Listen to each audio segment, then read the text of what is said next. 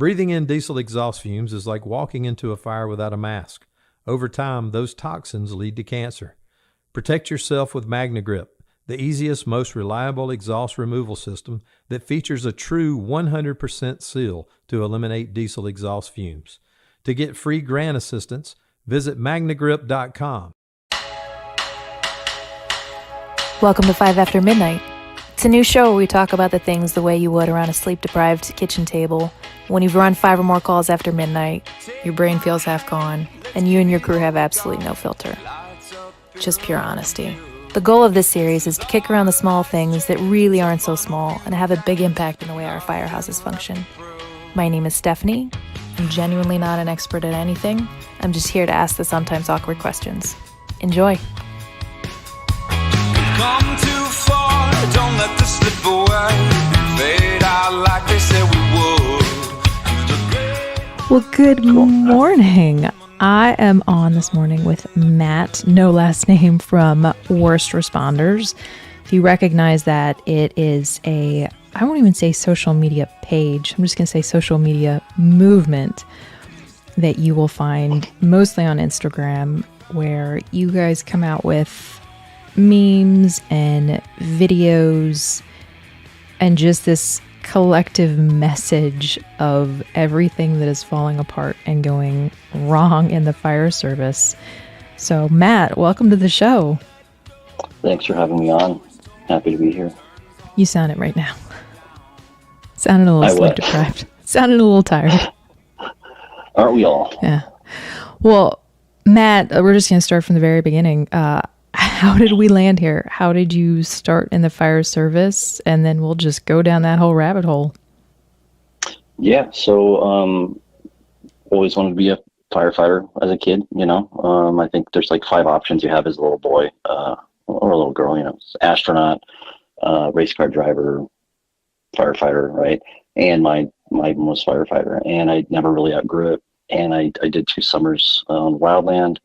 And I wanted something a little more challenging. Not that wildland is not. Wildland is a absolute kick in the nuts.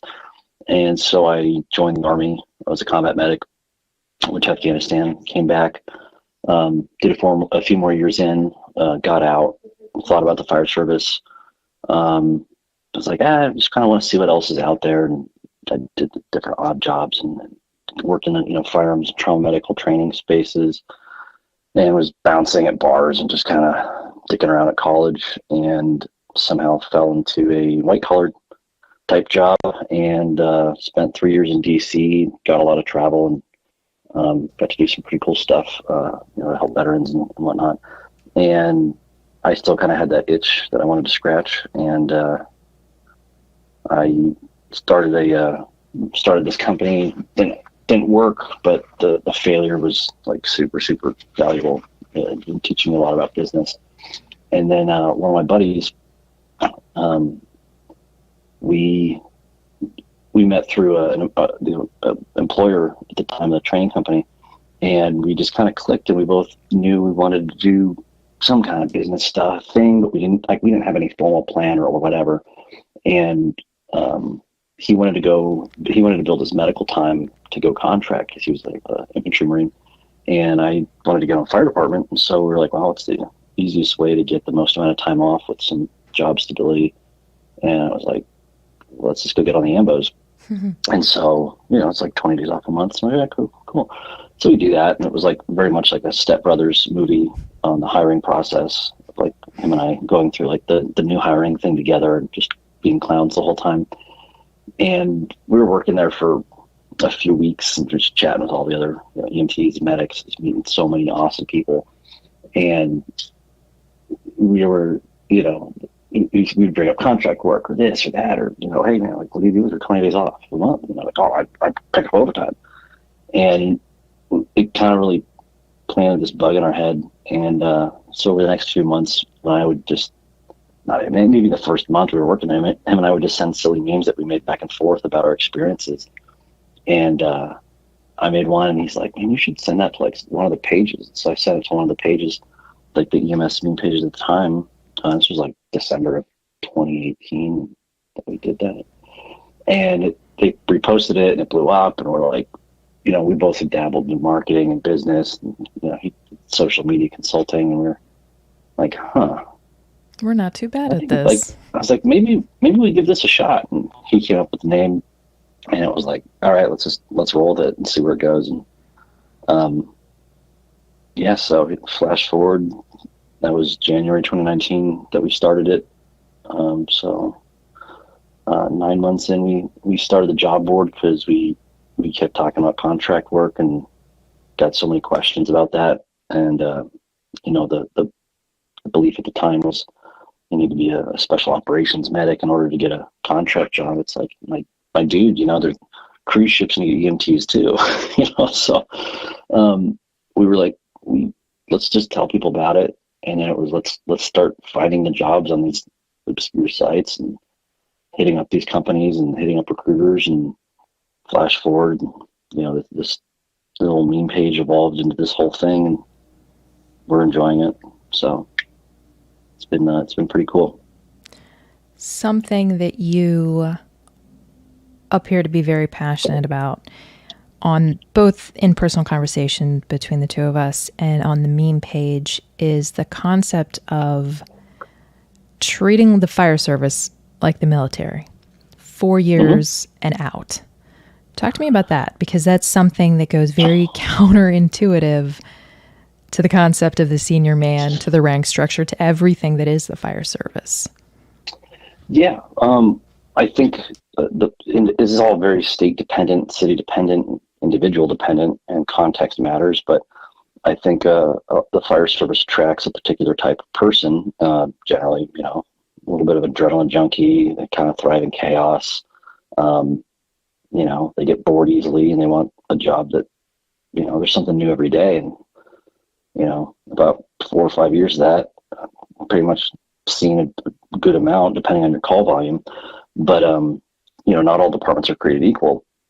And the pensions are not what they used to be, that's for sure. And so, when you go into the military, it's, generally a 4-year contract. It's generally a 4-year contract, and everybody's good with that.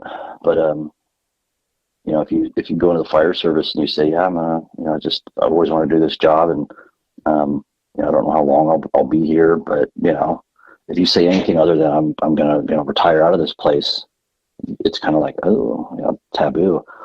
And you look at the statistics, and I'm sure I'm wrong on this to some specific decimal point, but it's like guys who retire from the fire service after like 25 years, they retire at 55, like on average they live like 10 more years. And guys that retire in their 60s on average live like 5 years or 7 years. It's some crazy stat like that. And just kind of looking at all of it, it's like, man, this is like the greatest job in the world by all accounts. Like, yes, it's 56 hours a week. Yes, I'll give you that. But you get 20 days off a month, give or take. You have unmatched job stability, unmatched job security that, in theory, can afford you to take a little bit of risk, right?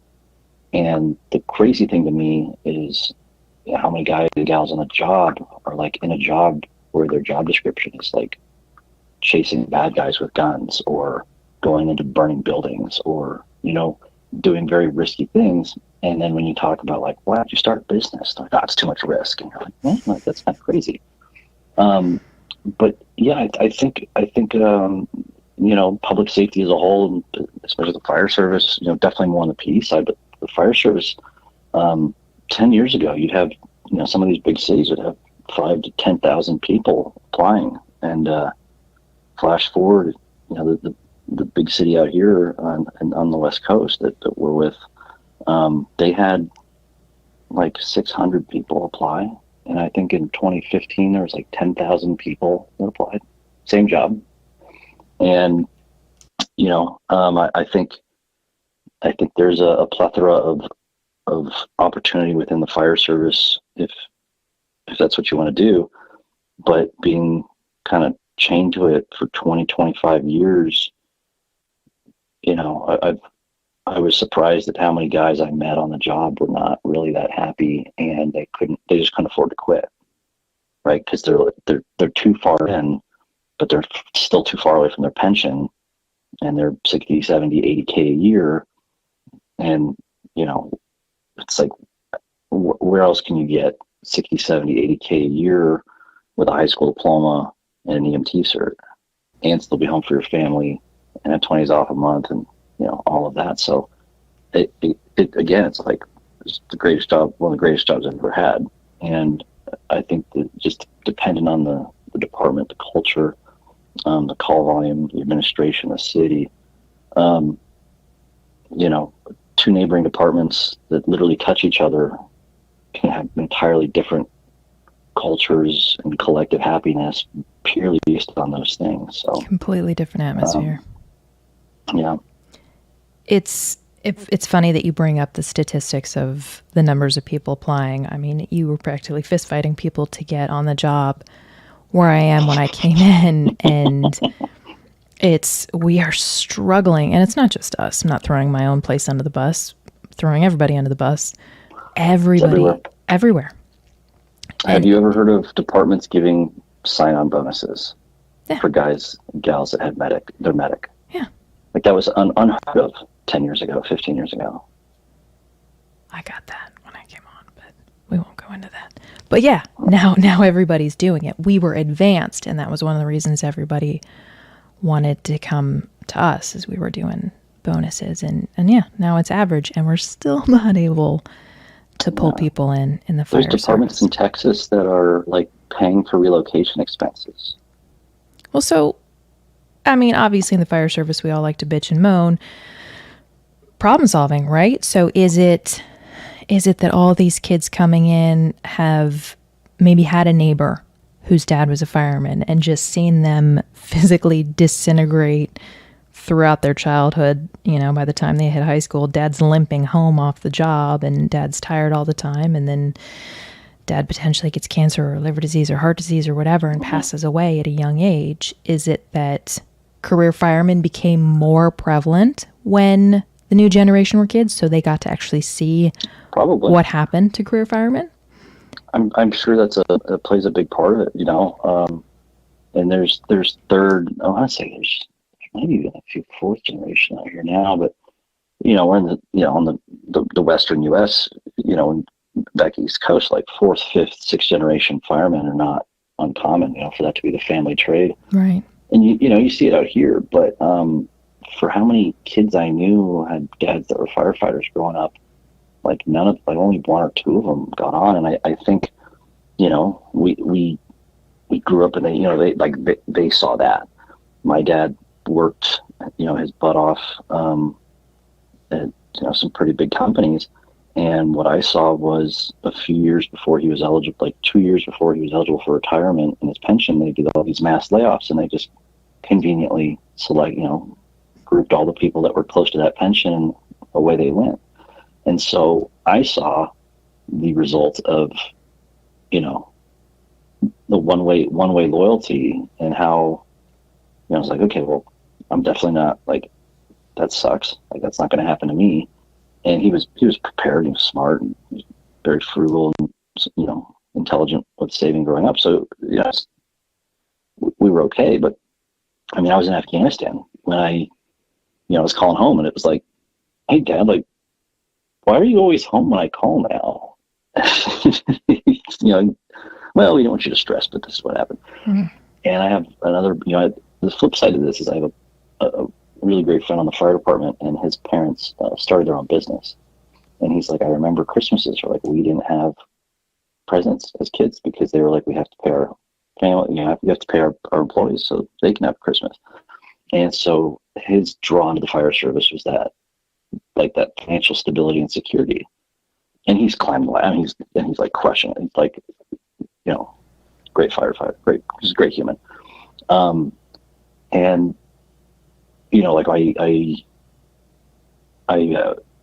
just talking to, you know, younger kids that I run into, and, you know, sometimes the military comes up, and military's having a hard time recruiting because they saw, you know, it's like my generation saw the Vietnam vets, and they're like, you know, man, that was just a one-off thing. And then it's like, okay, the Gulf War syndrome, and okay, now the GWAT guys, and oh, okay, yeah, like maybe, the wear and tear and the mental health and this and that.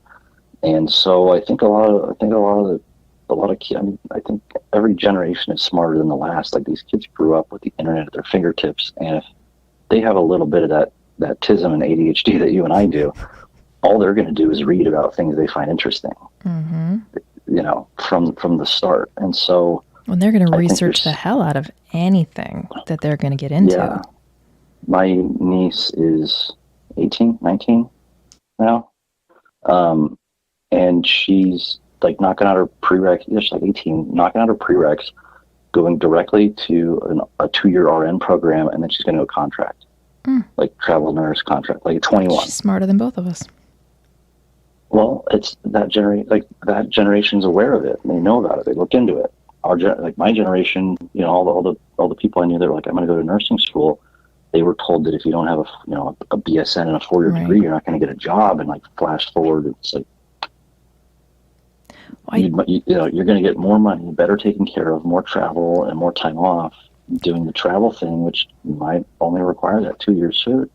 Well, I mean, she works at Chick-fil-A making more than EMTs in the city do. So you hit it on the head. I mean, our generation we had this whole like protocol list of check things in life that you had to do. There were no workarounds. And these new kids have come in and said, no, there are workarounds. There are smarter ways to accomplish things. And they're pushing that envelope. So when you have such a rigid base, such as a fire service, say, all right, this is the checklist, this is what has to happen. These kids are like, no, I can accomplish adrenaline, worthwhile goals, and a paycheck by going around and doing it in this way. So, fire department, you haven't come up to this century. I'm not going to go in your direction, right? They're going to find workarounds to meet those needs. There's some departments out there that are doing some pretty cool, interesting things, and it's not the fire service is a problem or is the problem. It's just there's a million different factors going into this, like just not even factoring like the economic side of things of like most 25-year-old people getting hired in a major city on a full-time fire department can't afford to live there, So, I also think that even if that wasn't the case, so many of this next generation grew up watching their parents work 50, 60, 70 hours a week to make, the 120, 140, whatever, right? To make good money. And it like that comes at a cost, whether it's, time with your family or just the strain of it all. And like, I know plenty of people that are, I could work 60, 70 hours a week and make, 150 a year doing whatever. Or, and be miserable and hate my life. Or I could, do a couple gig things, do this, get a job I actually enjoy or tolerate, go work 1 day a week or, an 8-hour shift at REI and get some huge employee discount that makes it more easy for you to, get all, like, if you're in outdoor stuff, right? Like they're playing it, like they're just playing the system to, not playing the system, but they're maneuvering in the system to not kind of have to be this 9 to 5, this is what you do, but to have that, have those options. So, so many people are complaining about the next generation. There's like some tablet that they found from like 2500 BC where they're like complaining about the next generation, now it's like, oh, they're gonna, how can humanity ever go along with, the kids these days? I saw one recently. It was a tablet and it was chiseled in. It was a real thing. Work excuses. And I was like, God, I recognize all of those. Yeah. Times don't change too much with human behavior. Yeah, everybody thinks nobody wants to work. It's like, no, there's plenty of companies that have lines out the door. There's plenty of departments that, have a surplus of qualified candidates. I mean, there's departments like on the PD side, like where we're at, like there's a department that has, I think they have like a lateral officer position opening and they had like 200 applicants from other departments in the Valley. And those departments that these officers want to leave have like single digit applicants. It's like, okay, sounds familiar. maybe this is worth looking into, right? And you look at that law enforcement agency and you're like, oh yeah, that makes sense. The head guy, the chief, is out running calls and doing everything and right alongside his guys, I've just always been curious, like, my experience on the fire department it was interesting for sure, but the decision makers being 15 years since they last rode a truck, like, oh yeah, sure, battalion chiefs go to calls and stuff. I get it, right? Like, there's a absolute purpose for BCs and whatnot on calls, but I think there's just something different when, like the name of the podcast, right? 5 after midnight. Like, if that's not a multi-company incident, that battalion, the chiefs, the administration, whatever. Like, I think when you've been off a truck for so long, and in those 15 years, the drugs that you carry, your drug box has doubled in size, your responsibility has doubled, the protocols, the tools, the calls that we now respond to, the 911 abuse, everybody's just terrified of being sued. So, like, dispatch can't tell somebody with a toe ache that it's not an emergency, and they dispatch a crew, and the crew has been told by administration that, like, you can't, if somebody wants, like, you have to take them to the hospital. And whichever hospital they want to go, doesn't matter if it's 40 minutes away. Yeah. Yeah, well, closest and most appropriate. Nope, we get to choose. But some people, well, it varies by state. So, but still, like it's just it gets exhausting, and then it's okay, cool, yeah, that's the job. I get it. That's the job. Let's do the job. But because and this is again one of a million different experiences, is they don't see that side of it. It wasn't as hard back in the day. It was certainly more dangerous because like, certainly more prone to cancer. All the advancements, the job was definitely different back then. They walk into a station and they, 15 years ago, 20 years ago, they were wearing the Class Bs, and they walk in and, societal and cultural shifts. It's like, like firefighters wear T-shirts now, and if we're at the station, we might just be hanging out in gym shorts and slides on because we don't want to track our nasty, cancerous AIDS, just everything, right? All the nastiness on our boots. And so, they walk in and it's 10 in the morning, 11 o'clock, and somebody's taking a nap, and it just sets them off, right? It's like, well, we got 1 hour of sleep last night. We have another 24 hours to go, like we're not running calls in this attire, but like, it's just something about climbing the ladder in almost any industry or space. It's the same thing in the military with sergeant majors. They just get so angry when they see someone put their hands in their pockets. Is that really the problem? Or maybe should we use our power and rank to address the mold in the barracks, or the call volume? They're the ones in the position to, they can either use their influence going down the ladder, or they can use their influence going up the chain, and play a little harder ball with the decision makers of that directly influence staffing and budgets and new stations and whatnot. So it's really a choose your own adventure for them, but it's also a choose your own adventure for the guy or gal that's 3 years in or working back seat, and they see okay, hey, like, this might not be what I want. It might not be what I want. They see the burnout, they see the mental health, they see the stress, they just all of it. And,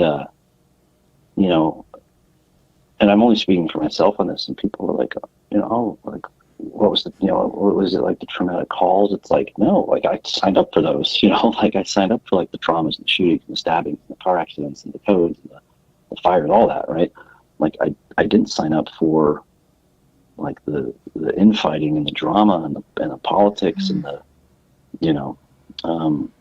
play ball and you know, It's exhausting. Turns out, you know, the crew that I'm on, the captain pissed off some chief years back, and now that chief has it out for him and anybody on his crew. I'm like, I'm just here. Like, I've had no part in that, you know, Right. but it's prevalent everywhere. It's just crazy. You know, everybody just needs to chill out. Remember why they signed up for this. I think you absolutely nailed it with the analogies you just gave. And there's nothing more disheartening than having worked your ass off all tour long or whatever and just relaxing in the kitchen with your crew and having somebody who isn't running those calls come in and berate you because maybe your boots are in the bay and you're wearing those disastrous ugly Crocs or your t-shirt's untucked or whatever it is, and it's the snide comment. Maybe it's not the scaring you into thinking you're getting disciplined, but just the nasty tone and the comment. And it's disheartening. It truly drags your soul down a little of this is what's top of your list. What is it that you're doing during the day when you're supposed to be out representing me, protecting me, guiding me, that after all that we've been through in the past 16, 18 hours, this is the first thing you're going to say to me and this is the first thing you're going to notice. And I think there's a generation that believed that we're paramilitary, therefore we have to always be yelling and always be negative and always be on people. If we don't do that, the whole fire service is going to fall apart. And I think we have to dispel that myth, and it needs to be... Yeah, the fire service is not paramilitary. We're not. People use that word because they associate, you know, chain of command with being paramilitary, but like Wendy's has a chain of command, you know. Good point. But you know, paramilitaries, you know, the military, like if you screw up in the military, they take your pay and they make you fill sandbags after work for 45 days. They might demote you. They might kick you out, depending on which aspect of the military, and they'll just PT you just into the ground. Right? Don't be giving the fire department ideas, please. Well, the fire service, and it's just absolute. It's so contradictory of like you're like being in the business of emergency management, emergency mitigation, while also being 100% risk averse is illogical. And so if you suggested to a fire service a fire department that prides themselves on their marching and drill and ceremony and that they're paramilitary, and you said, hey, you should consider smoking dudes and cutting their paychecks when they screw up, they'd be like, oh, that's too much liability. Like, oh, okay. Well, I think we've pointed out our pet peeves and we've pointed out what's gone wrong. What would be, if you were to come in and run the fire service, what would be those two things you would instantly change off the bat to improve the lives of the firefighters around you and to improve retention recruitment? Because I would assume that you guys get a lot of messages all the time of people with either ideas, solutions, gripes, whatever. You guys have to hear this bevy of thoughts all the time with your community. Yeah, and we'll get these messages, like, we'll do a Q&A and we'll get a message from some guy. Yeah, they're like, oh man, like my department just did this. And you're like, what? Like, how? Like, oh, they just like wrote it into the policy. And we're like, can you send us the policy? And they're like, sure. You're like, how did they pull this off? And they're like, oh, we got this new chief and he's here for a couple months, and then he said, that's a stupid rule. And he just changed it. And he told everybody to just deal with it. And like, I love it. You know, you're like, what? You could do that? Like, yeah, that's how policy works, man. You know, I think the thing that, I mean, first of all, you wouldn't want me running the fire service. You don't want me running anything. I can barely run a meme page. So, you know, take that with a grain of salt.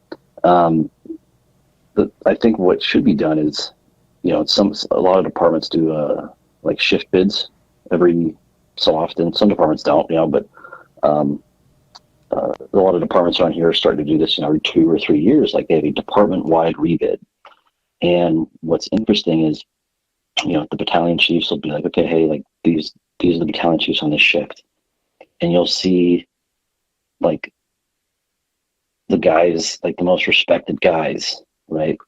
Like you'll have a this shift's battalion command, chief. It's nobody's with the top pick is going there, and then captain wise, and then once all the captain slots are done, you'll see like these trucks just fill up.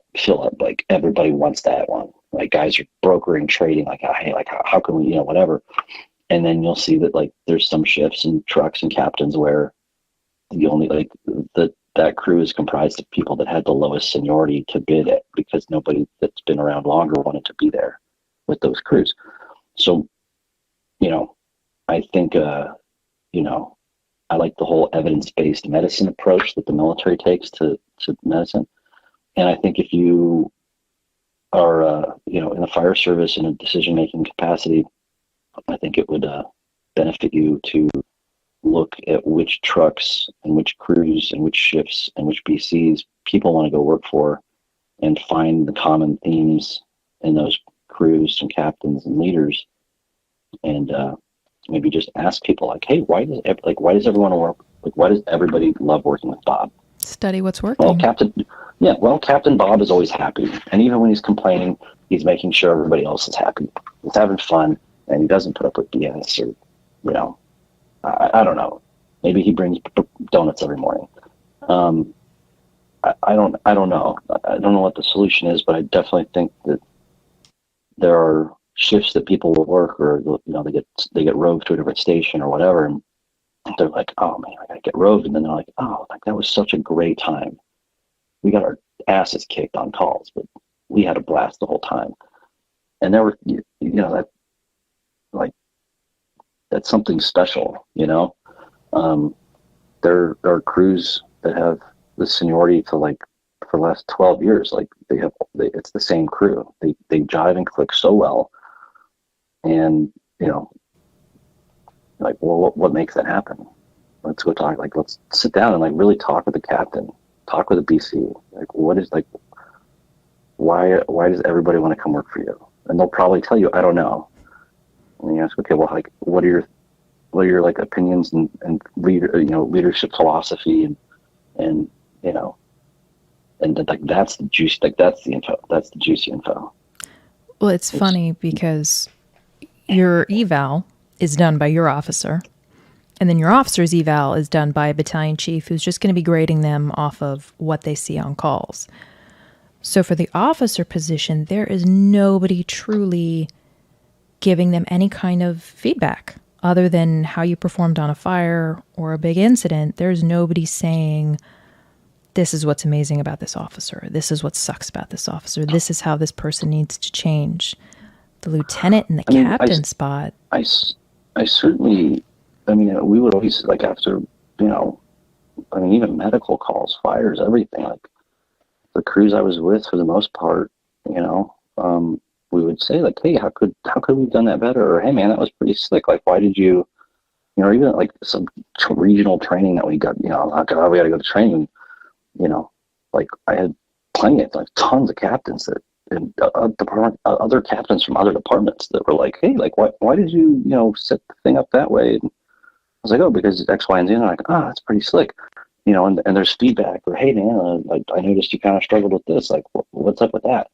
And at least in the military, like your battalion commander or your battalion chief, if he's ripping into or doing constructive feedback or whatever with a captain, he's not going to do that in front of the soldiers. And so I would certainly hope that those post-incident, like, not the is everybody okay, which is always, could be helpful, but the, like, from a technical professional performance level of sustain, improve feedback. How can we do that better? How can we do it faster?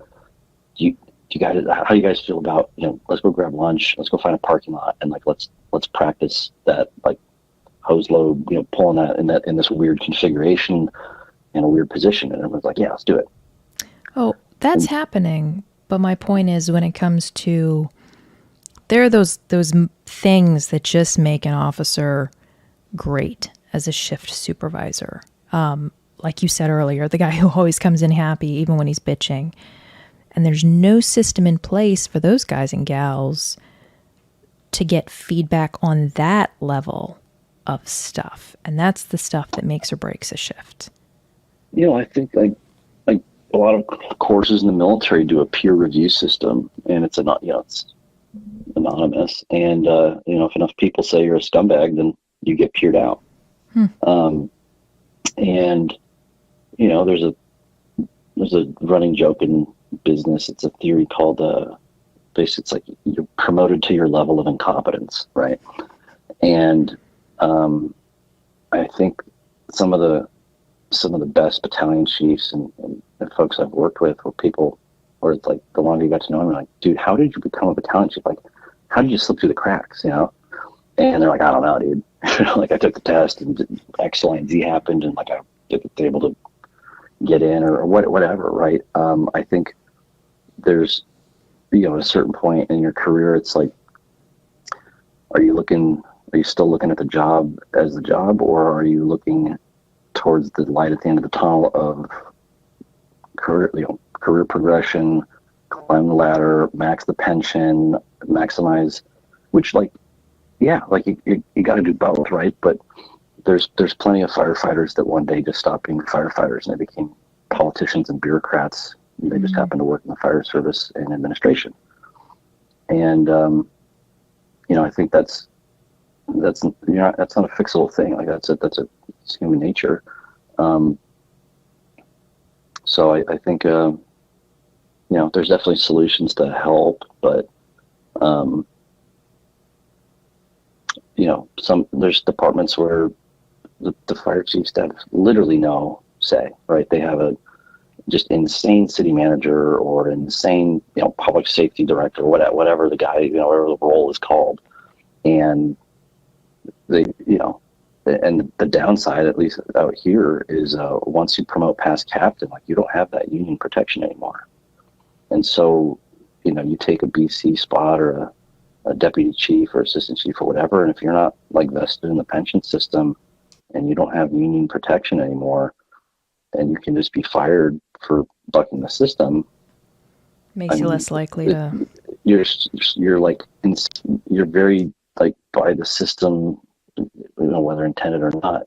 You're kind of hamstrung in a position of how much boat rocking can I do to without losing my job or being replaced or saying goodbye to any potential promotion or whatever. And that's kind of the thing that sucks. But again, using those 20 days a month, I know plenty of guys that are, captains, guys in the union, whatever, and they don't care. They will buck the system all day long because they're like, hey, look, man, I started this other thing, or I got multiple revenue streams or whatever, I got options.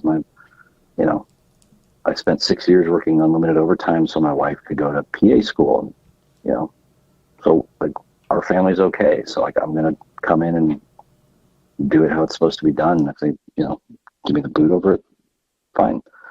But it's just, I imagine it's a very difficult position to be in.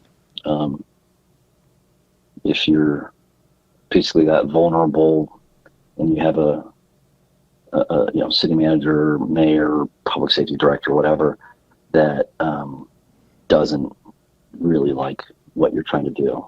So, again, there's plenty of chiefs out there that are very much in between a rock and a hard place. Left kind of twisting in the wind. So step one for you would be feedback, finding out what we're doing right with officers and shifts and crews.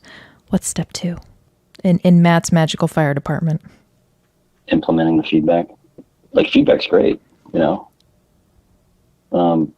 not when it just sits on a desk. Yeah. It's like, oh, well, I don't like that one. Why? I don't know. But, on to the next one. And I'll give you a great example. So there's a department out here that had the union and the union managed, buying the uniform shirts and stuff. And because it's for some reason, and maybe the East Coast has solved this, like it's very, very hard for a t-shirt company to print white ink on blue shirts in a timely manner. And like so many departments have tried so many vendors, and like it's just insane. It's an insane nightmare for reasons unknown. And so our department was like, hey, you guys will take care of the shirts. And they're like, okay, cool. And then, it was just after a few years, there's all these issues with the suppliers and vendors, and the union was like, hey, like you guys should, like the city should really be handling our uniforms if, that's what we're being required to wear. And so the city was like, okay, yeah, we'll take that. And so the administration just wasn't as big of a priority, right? And so, there's like a 3 or 6 month period where, guys couldn't order t-shirts, and like we couldn't get uniform shirts. It's not like we have one, but how we go through those things. And, we're in the Southwest, like it's a little warm here. And so we're going to forget that you'll go through 4 or 5, one messy medical call, some training, sweating, MVA, and, fire. Like that's 5 changes right there, not counting the general sweatiness. And so there was a period of time where, if you had walked into the stations and asked anybody, you're like, hey, what's going on with uniforms? Their response would be like, yeah, man, like we can't order more uniforms. And if you walked into the administration building, you said, what's going on with uniforms? They'd be like, yeah, these guys are wearing PTs around the stations. What's going on with uniforms? Complete disconnect. Complete disconnect. Yeah. It's just like get chiefs to ride with the crews, get decision makers to ride with the guys doing the work, right? It's like find the companies where the CEO takes out the trash and will mop the floor, and we'll go down to the assembly line and plug in and whatever, right? And I think the more removed you are from the work, and the longer you're removed from the work, and you're just surrounded by I can't imagine anybody joined the fire department and rose to the position of being in administration or chief or whatever. And it's like, man, when I was a kid, I wanted to fight fire, run a truck, right, shiny lights. And now I sit in an office and deal with paperwork all day. And that makes me so happy and fulfilled. I can't imagine that that's where they wanted to be, And so I think, the disconnect in some departments and agencies, or even just some shifts, could simply be bridged by going on calls, and not why are you doing it this way? And that's the other part is that you got these people that are just such 0 and 1 types that someone's like, yeah, hey, Chief so and so is gonna like ride backseat with us, and he's gonna just like literally ride with us for the shift. And people, depending on the chief, people will be like, oh man, this is gonna be awesome, and or they might be like, oh great, like let's all go home on sick leave now. Polished and tucked in and this and that. And so it's okay, let's read all the policies and make sure everything is, by the book so we don't get yelled at. And then, and like that's fueled by the disconnect. I don't think there is any easy solution. There's also plenty of departments that people just love working at. And, so it's really kind of like what are you looking for? There's departments that are, like the big one out here, like a lot of the younger folks are punching out, and they're going to, smaller suburb departments that have, people are like, well, why would you do that? It's like, oh, they see like all these guys getting cancer, and they see the call volume, and they are coming home exhausted, and they could go work in the suburbs in a nicer station and a nicer truck and a lower call volume, and maybe a slightly less pay, maybe slightly more. And better quality of life. When I was a kid, I entertained being a cop for a little bit, and I did a couple ride-alongs. And this guy was a cop. He'd been a cop a while. He's an older guy. I mean, like as in he'd been on the job, man. And he said something to me. He's like, when I was a kid, all I wanted to do was be like chasing bad dudes, like really, really bad guys. Like I wanted to hunt bad guys. When you're 26. When you're chasing some bad guy down, with armed robbery, with a gun, you're chasing him down an alleyway at 3 a.m. In the ghetto, you're like, yeah. And he's like, flash forward 20 years, you got 3 kids at home and your knees hurt and you're chasing a bad guy down an alleyway at 3 a.m. with a gun and you're like, what am I doing? Like this is insane. And so it's just kind of like it's just not a simple vanilla 0-1 type thing. It's like when you're the objectives you have professionally and personally when you're 18 versus 30 versus 40 versus 50 are all very different. And, so it's complex. There's no other career field like it. There's no fix-it-all solution. No, I mean, when it boils down to this, is like when people call a government hotline for help, they either need the fire department, law enforcement, or an ambulance to show up and solve whatever problem they have. You put 4 problem solvers on a fire truck, and they drive around solving the public's problems on $1 million toolbox. Like that's the fire. Like that's it. That's the job, right? So like it's going to be, and it's 24/7, 365. So that's going to be an interesting thing to manage. People, will justifiably look and be like, oh, how do these like big successful corporations do it?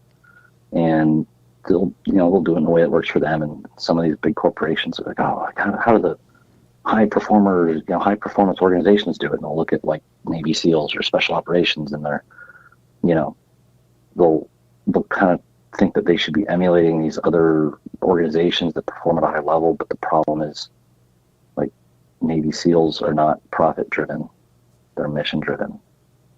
Businesses are profit driven. Fire department is objective driven.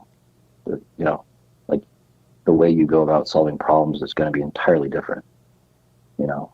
Like how these organizations recruit does not necessarily equate to how these organizations accomplish their objectives, right?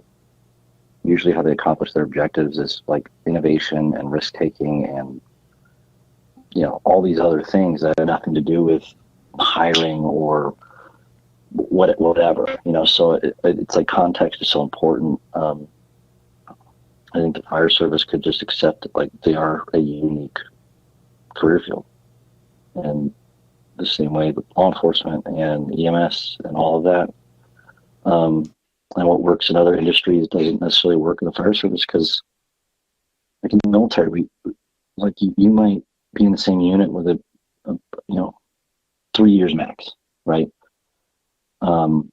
And you might get there and meet some guy, and 4 months later he comes on orders and you never see him again. And so like just the fact that you have guys that have worked together for 15, 20 years, 33% of the year they're having dinner together and sleeping in the same house. Like it's an entirely different ballgame. Well, if you could take in one paragraph everything that you wish you could spout out to a fire department and to the fire service, encapsulate that, everything that first responders kind of encompasses, and you could just leave a thought with fire departments of kind of collectively what you've seen, heard, and felt, what would it be? What do people want to relay to the fire service, the modern fire service, around them that you're hearing the most? I think it's so much, because there's fire service things, there's EMS things, there's healthcare things. I think what's the biggest cry for help right now?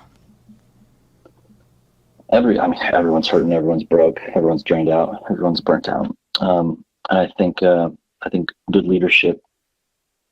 I mean, there's plenty of places you can go and watch firsthand people that are not making that much money, that are working their butts off and are exhausted, but they're doing it with a smile on their face. And that generally can come back to who they're doing it with and who they're doing it for. And I think in the fire service, you got to remember who you work for. Like the firefighters work for the public. Captains work for the firefighters and the public. The battalion chiefs work for the firefighters, the captains, and the public. And if you ask some captains who do you work for, they'll say, oh, battalion chief. And if you ask other captains, who do you work for? Like, I work for my guys, and I work for the public. And so I think it's, remember who we work for. Remember, like, it's very easy to bitch about running calls all day. But, like the joke in Clerks, we would always, sarcastically joke that, man, if this would be the coolest job for all the calls. Like if we didn't have to run any calls, just show up to the building, work out, cook, hang out with your bros, chainsaws, play with trucks and machines. Like, yeah, that's pretty cool. Easiest job ever. So, yeah. I mean, you win all the calls. It's like the coolest job ever. Yeah. Like anybody that's never driven a fire truck with lights and sirens and oncoming traffic making tons of noise, I got to do that. And what was going through my head besides like, is that car going to stop? What was going through my head was like, I can't believe I'm getting paid to do this. Like, this is hilarious. And then we get to where we're going and it's like, oh, hey, like we get in this garage, like use this giant circular saw and just cut it up. It sparks everywhere and breaks stuff. And you're like, what? Okay. And like it's literally the coolest job ever. I maybe not as cool as astronaut, but like I don't know what that's like. There's a reason that like so many people in the fire department were like, since I was a little kid, I wanted to be a firefighter. And then imagine the heartbreak when they get their dream job and they find out that 5 years in and they're just miserable working at the job that they dreamed about having their entire life. And like it's fixable, like that's a fixable thing. Like it's a treatable thing. We can make it better. We can't make it perfect, but we can make it better. It's going to require uncomfortable conversations. It's going to require accountability of your peers and self. Well, thank you for coming on here because you guys are kind of the rebellious influencers of the social media world in terms of the messages you put out there. And so to hear you saying, this is the greatest fucking job ever. And all these problems exist, but there's solutions. They're there. They exist. We just have to implement them and find them. But we can always continue. The fire service is not going to hell in a handbasket. Things are always No, they're not going out of business anytime soon. No, stupid people always exist. We'll always need to run calls. But no, all these problems, they're fixable. We can continue to make this. They exist everywhere. They just are amplified in public safety because it's just a very unique job. And it's hard for people to understand, and it's I think it's a snowball effect. But yeah, I mean it's there is no job that is perfect. So I know guys that started a company making tons of money, and they were just like, I'm just over it. And they sell it for tons of money, and like they're sitting around with all this money, and it's like they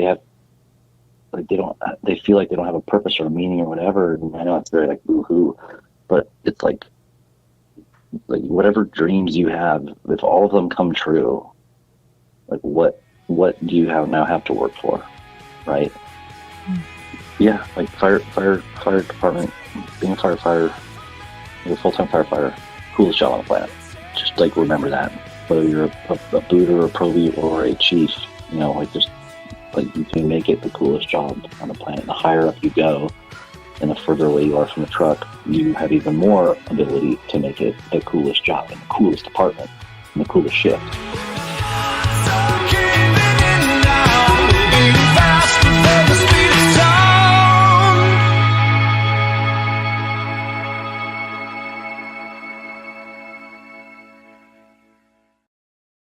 Breathing in diesel exhaust fumes is like walking into a fire without a mask.